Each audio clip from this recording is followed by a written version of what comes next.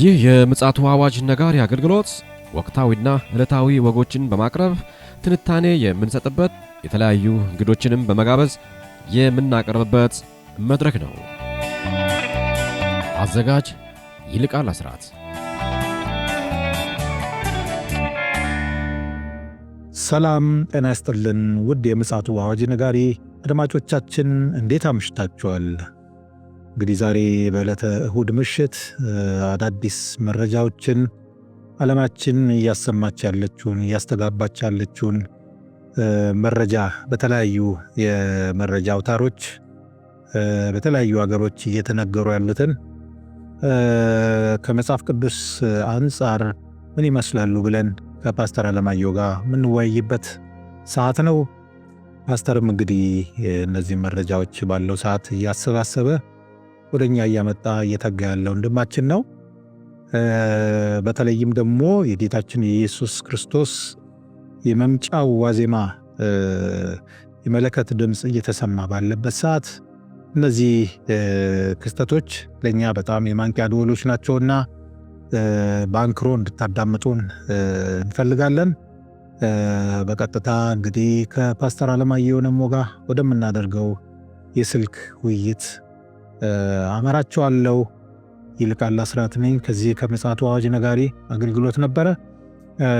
እንግዲህ ከዚች መሸጋገሪያ በኋላ ተመልሰን እንመጣለን። ተመልሰን መተናል። እንግዲህ አድማጮቻችን ፓስተር አለማየሁ ነሞ መስመር ላይ አለ። እንደምን አመሽ ፓስተር? እንደምን አመሽ ወንድም ይልቃል። እግዚአብሔር ይመስገን። ያው እንግዲህ ከተጣበበ ሰዓት እንዲሁም ደግሞ ከረፍትህን ወሰድ አድርገህ ለአድማጮቻችን መረጃ መቅረት የለበትም ብለህ ተዘጋጅተህ መጥተሃልና እስኪ እነዚህ መረጃዎች ምንድን ናቸው? እንግዲህ ምንድነው መካከለኛው ምስራቅ ላይ ያለው ጦርነት እጅግ ተባብሶ ሄዷል። እንግዲህ ሶስት ነገር ነበረ ይፋለሙ የነበሩት። በመሀል ከሊባኖሱ ከሂዝቦላ ጋር የነበረው ነገር ቀዝቅዞ ነበረ። ያው ጋዛ ላይ እና ከየመን ጋር ነበረ ያለው ፍልሚያው። የመን አሁንም ባላስቲክ ሚሳይል ማስወንጨፉን በእስራኤል ላይ አላቆመም። ሐማስም ሮኬት ማስወንጨፉን አላቆመም። ነገር ግን በትናንትናው ዕለት እስራኤል በሊባኖስ ዋና ከተማ ቤይሩት ወይም ደቡብ አካባቢ ከፍተኛ የሆነ የአውሮፕላን ድብደባ አድርጋለች። እንግዲህ በዚህ ድብደባ የሞቱ ሰዎች አሉ፣ የወደሙ ህንፃዎች አሉ። ድብደባው በጣም የሚያስደነግጥ ድብደባ ነው። ከፍተኛ ፈንጂ የጫኑ አውሮፕላኖች ናቸው መሬትን ሰርስረው የሚገቡ ቦምቦች ናቸው የተጣሉትና እነዚህ ቦምቦች ከፍተኛ የሆነ ጉዳት አድርሰዋል። እንግዲህ እስራኤል ይህንን ጥቃት የፈጸምኩት ብላ የምትናገረው ሂዝቦላ ድሮኖችን በሚያመርትበት ቦታ ላይ ነው ሲሉ ተናግረዋል። መረጃ ደርሷቸዋል ማለት ነው? አዎ፣ አሁን ይሁን አይሁን የሚታወቅ ነገር የለም። ያው እነሱ ያሉትን ነው የምነግርህ።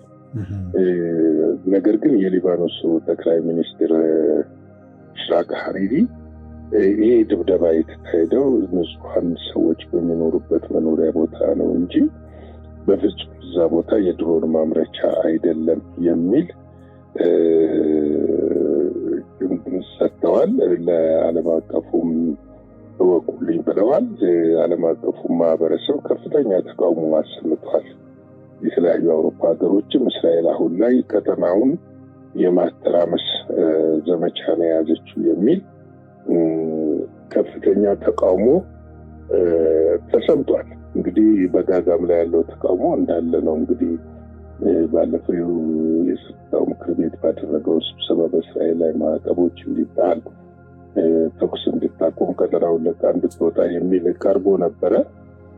ሁሉም ሀገሮች ሲያጸድቁት አሜሪካ ድምፅ በድምፅ የመሻር መብቷን ተጠቅማ ውድቅ አድርገዋለች።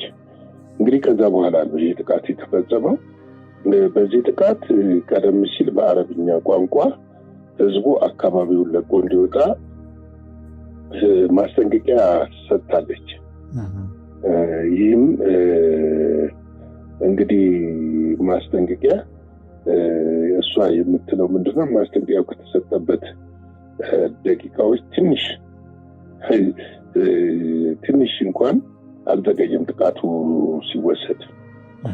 እንግዲህ ከአረብ ሀገሮችም ከተለያዩ ሙስሊም ሀገሮችም ተቃውሞ የገጠመበት ዋና ምክንያት ለአረፋ በዓል ዝግጅት እየተደረገ በነበረበት ሰዓት ነው ጥቃቱ የተፈጸመው። በእርግጥ ጥቃቱ አላቆመም። ከዛም በኋላ የተጀመረው ማለት ነው ለአረፋ በዓል የሙስሊሞች የአረፋ በዓል ዝግጅት ነበረ። በዛ በዝግጅት ላይ ባሉበት ጊዜ መሆኑ ጥቃቱ ዓለም አቀፍ ሕግን የጣሰ እንደዚህ አይነት ዓለም አቀፍ ኢንተርኔት ክብረ በዓሎች በሚካሄዱበት ሰዓት ለተወሰነ ሰዓት የሚሆን ቀናት ተኩስ ይቆማሉ። ብዙም ጊዜ እንዲህ አይነት ልምምድ አለ በዓለም ላይ። ነገር ግን እሷ በዚህ ሰዓት ጠብቃ መውሰዷ የቱርኩ ረሲብ ታይብ ኤርዶጋን ያሉትን ነገር ሰዎች እንዲያነሱ አድርጓቸዋል። አንዳንዴም ከእስራኤል ወገንም በእንደዚህ አይነት ክብረ በዓላት ላይም እንደዚሁ ጥቃት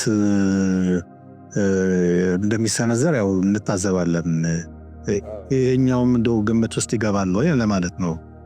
እንግዲህ ምንድነው መሰለህ አሁን የእስራኤል ክብረ በዓል የእስራኤል የራሷ የአንድ ሀገር ክብረ በዓል ነው። ይሄ ደግሞ በዓለም ላይ በስፋት የሚከበር በመላው ሙስሊም ሀገሮች ስለሚከበር ዓለም አቀፍ በለው የበዓሉ ክብረ በዓሉ ከግዝፈቱ የተነሳ ነው ተቃውሞውን ያስከተለው። አዎ ሌላ ወዲያው እንግዲህ ሂዝቦላ መግለጫ አውጥቷል። እስራኤል የተኩስ አቁም ስምምነቱን እንግዲህ ጥሳለች ብሏል። ይህ የተኩስ አቁም ስምምነት 6 ወር የዘለቀ ቢሆንም ይህ ባለበት ሁኔታ ጥቃቱን መፈጸሙ የተኩስ አቁም ስምምነቱን እንደ ጣሰች ስለምንቆጥር እኛም እርምጃ እንወስዳለን የሚል ነገር አንስተዋል። እንግዲህ በስምምነቱ እንደምታውቀው እስራኤል ደቡብ ሊባኖስ ለቃ እንድትወጣ አንዱ በስምምነት ከተፈራረሙት መንገድ አንዱ ነበረ። እስካሁን እሷ እስራኤል ደቡብ ሊባኖስን ለቃ አልወጣችም። የእስራኤሉ መከላከያ ሚኒስትር እስራኤል ካት እንዳሉት ጥቃቱ ይቀጥላል፣ የሚቆመው አይደለም። በዚህ የእስራኤል ጥፋቶች የሆኑ ቡድኖች እየተነቃነቁ ስለሆነ ነው ጥቃቱን የምንቀጥለው። ሂዝቦላ ደግሞ ሙሉ ለሙሉ ትጥቁን እስከሚፈታ ድረስ ጥቃታችንን የማናቆም መሆኑንና የእስራኤልን ሰላምና ደህንነት ማረጋገጥ እስከምንችል ድረስ የምንቀጥል መሆኑን እናሳውቃለን ብለዋል። ይህን ማለታቸው ደግሞ በቀጠናው ያሉትን የአረብ ሀገሮች በሙሉ በተቃውሞ በእስራኤል ላይ እንዲነሱ ከዮርዳኖስ ጀምሮ ማለት ነው እንዲነሱ አድርጓልና ይሄ ሌላ ደግሞ አዲስ ትኩሳት ነው። እንግዲህ ዓለማችን በእንደዚህ በትኩሳት የተሞላች ነች፣ በጣም በትኩሳት የተሞላች ነችና እንደዚህ አይነት ትኩሳቶች እንግዲህ ምንድነው ይዘው የሚመጡት መጨረሻው የሚለውንና በእርግጠኝነት ለጎግ ማጎግ ጦርነት ዓለም እየተዘጋጀች እንደሆነና የጎግ ማጎግ ጦርነት የሚከናወንበት ሰዓቱ ጊዜው እንደቀረበ አመላካች ነገሮች እየታዩ ናቸው። እነዚህ በጣም እንደቀላል ነው እኛ እያየናቸው ያለን፣ በተለይ ክርስቲያን ማህበረሰብ ሌላው እንኳን ጌታን ስለማያውቅ ብዙም አትፈርድበትም። እንግዲህ ይሄ በጣም አመላካች ነገር ነው። ለምንድን ነው የተራዘመ ጦርነት ነው። እንግዲህ ጦርነቱ ወደ ዓመት ገፍቷል። በዛ ቀጠና ወደ ዓመት ተሻግሯል። እንግዲህ ይሄ ጦርነት በእንደዚህ ሁኔታ የሚቀጥል ከሆነ በቀጣይ ከኢራን ጋር የሚፈራው ነገር አለ እና ምንድን ነው ቀጣይ የሚለውን ነገር እንድናይ ያደርገናል ማለት ነው። እስቲ አጭር ቃል እንካፈልና በሮሜ ምዕራፍ 8 ቁጥር 18 ላይ ያለውን ቃል እንካፈላለን። ምን ይላል ይህ ቃል? ለእኛ ይገለጽ ዘንድ ካለው ክብር ጋር ይመዘን የአሁኑ ዘመን ስቃይ ምንም እንዳይደለ አስባለሁ ይላል። እንግዲህ ዓለም መልካም ነገር እየሰጠችን አይደለም። ከእሷም እኛ መልካም ነገር አንጠብቅም። በትክክል የጌታ ኢየሱስ ክርስቶስ አዳኝነትና መድኃኒትነት የገባውና የተረዳ በትክክል ቦርን አጌን የሆነ ዳግም የተወለደ ሰው ከዓለም አይጠብቅም። ማለት ምንድን ነው መሰለህ? ፍሬ ከማይሰጥ ፍሬ መጠበቅ እንደማለት ነው። እና ለኛ የሚገለጥ ክብር አለ። ይህ የሚገለጠው ክብር አሁን በዚህ ምድር ላይ የምንከፍላቸው ዋጋዎች ጋር ሲመጣ ምንም አይደለም። ምክንያቱም የሚገለጠው ክብር የዘላለም ክብር ነው። አንድ ወቅት እንደ አዲስ ልብስ ወይም እንደ አዲስ ዕቃ ብልጭ ብሎ ሰው አስደንቆ አስገርሞ የሚጠፋ ክብር ሳይሆን ለዘላለም ከኛ ጋር የሚኖር ክብር ነው። ስለዚህ ይሄ ክብር ሲገለጥ ደግሞ ምን ማለት ነው? ይሄ ክብር መገለጥ ማለት የክርስቶስ ኢየሱስ መገለጥ ማለት ነው። አንዳንድ ጊዜ ሰዎች በምድር ላይ ያላለ ለሚሆንልባቸው ነገር እግዚአብሔር ክብር ተገለጠልኝ ይላሉ። ነው የእግዚአብሔር ክብር ሲገለጥ ምድር መሸከማች እንኳን እኛ ስጋ ለባሾች ጸጋውን ነው በእኛ ውስጥ እየሰራ ያለው። ያንን ነው እኛ ብዙ ጊዜ እግዚአብሔር ክብር የምንለው እንጂ ክብሩ ቢገለጥ ምድር ልትሸከመው አትችልም። የእሱ ክብር የሚገለጠው ዘመን አለው። ያምከብር ከዚህ ስጋ ውስጥ ወጣን። እንደው ሙሉ መጽሐፉን ምዕራፍ 8 ቢያነቡት አውዱ የሚናገረው ያንን የሚያመለክት ነው። ሁለተኛ ቆሮንቶስ ምዕራፍ 4 ቁጥር 17 እና 18 ምን ይላል? የሚታየውን እንጂ የማይታየውን ብትመለከት ቀላል የሆነው የጊዜው መከራችን የክብርን የዘላለምን ብዛት ከሁሉ መጠን ይልቅ ያደረገልንና የሚታየው የጊዜው ነው፣ የማይታየው ግን የዘላለም ነው ይላል። ለኛ የተሰጠን እኔ አንዳንድ ጊዜ መንፈሳዊ ነገር እንዴት ብለን እንደምታስረዳት ለኛ የተሰጠን ክብር የዘላለም ክብር ነው። እንኳን ይሄ በሰዎች ፎዞ ጭብጨባ በሰዎች አላድል ግርግር የተሰጠን ክብር አይደለም። ሰው ለዛ ክብር ነው የሚጋደለው።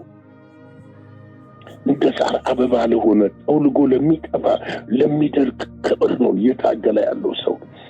የከበረ መባል ይፈልጋል። የከበረ አገልጋይ፣ የከበረ ምናምን፣ የከበረ አንድ ነው ክርስቶስ ኢየሱስ። የኛ ክብር ደግሞ የሚገለጠው ከዚህ ስጋ ውስጥ ስንወጣ ነው። የልጁን መልክ ስንመስል፣ ልጁን ስንመስል። ልብስ የክብር መገለጫ አይደለም። ልብስ እኮ የኃጢአታችን ውጤት ነው። ኃጢአታችንን እርቃናችንን እንድንሸፍን እኮ የተሰጠን ነው። በፊት እኮ የሰው ልጅ በኤዶም ገነት በነበረበት ጊዜ ክብሩ የእግዚአብሔር ልብስ ነበር። ልብሱ የእግዚአብሔር ክብር ነበረ እና ያ ክብር አይደለም 100 ሰው ወይ 1000 ሰው ስላጨበጨበልን አክብሮናል ማለት አይደለም። የኛ ክብር የዘላለም ክብር ነው። ለዚህ ነው የማይታየውን እንጂ የሚታየውን ባንመለከት ይላል።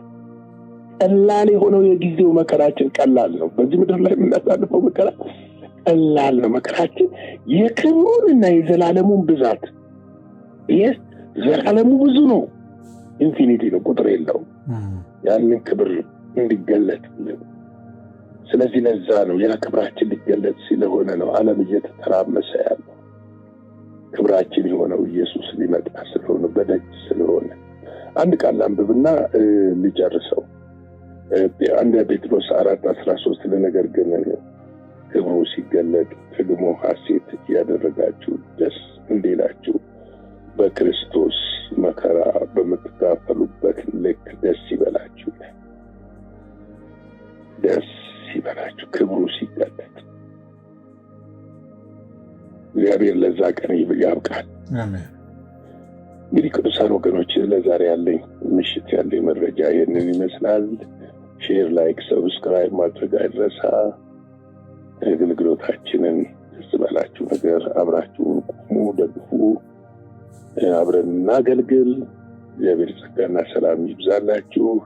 በውጭ ላላችሁት መልካም ቀን፣ በአገር ውስጥ ላላችሁት መልካም ምሽት። ሻሎም። እግዚአብሔር አብስቶ ይባርክ። ፓስተር ስለመጣው እግዚአብሔር ያውቃል። እግዚአብሔር የተመሰገነ ይሁን። እንግዲህ ውድ ወገኖቻችን የዓለማችን በከፊል እንደዚህ አይነት ገጽታ ነው ያላት። እንግዲህ ያው አንዱን ነው እንግዲህ መረጃ ፓስተር ያካፈለን። በተለያየ አቅጣጫ ዓለማችን ውጥንቅጥ እየታየ ነውና ከኛ የሚጠበቀው እንደነዚህ አይነት ነገሮችን ሰማ ፓስተር መግቢያው ላይ እንዳለው ነቅተን መጠበቅ እንዳለብን ይሰማኛል። ስለዚህ በእግዚአብሔር መንፈስ ሁልጊዜ ራሳችንን እያስታጠቅን ወደፊት ከመሄድ ውጪ ሌላ አማራጭ ስለሌለን የአውሬ መንግስት ከመምጣቱ በፊት እንደዚህ አይነት መልኩ በእግዚአብሔር ፊት እንድንሆን የእግዚአብሔር ጸጋ እንዲያግዘን ምኞታችን ነው። እንግዲህ ለዛሬ ማታ ይዘን የመጣነው መረጃ ይህን ይመስላል።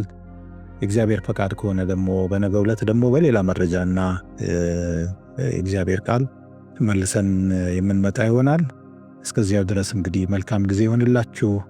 ደህና ደሩ። ለሀገር ውስጥ ላላችሁት፣ በውጭ ላላችሁት ደግሞ መልካም ውሎ እንዲሆንላችሁ ምንመኘው ፓስተር አለማየሁ ነሙና ይልቃል አስራት በጋራ ሆነን ነው። ስለዚህ በነገው ዕለት እንገናኛለን ማለት ነው። ለአሁኑ እንግዲህ በዚህ ይበቃናል። ሰላም ሁኑ። ሻሎም። አዘጋጅና አቅራቢ ይልቃል አስራት ነበር። ለዛሬ ያዘጋጅንላችሁ ይህንን ይመስላል። በሌላ ጊዜ በሌላ ርዕሰ ጉዳይ እንገናኛለን። የምፅዓቱ አዋጅ ነጋሪ አገልግሎት። መልካም ጊዜ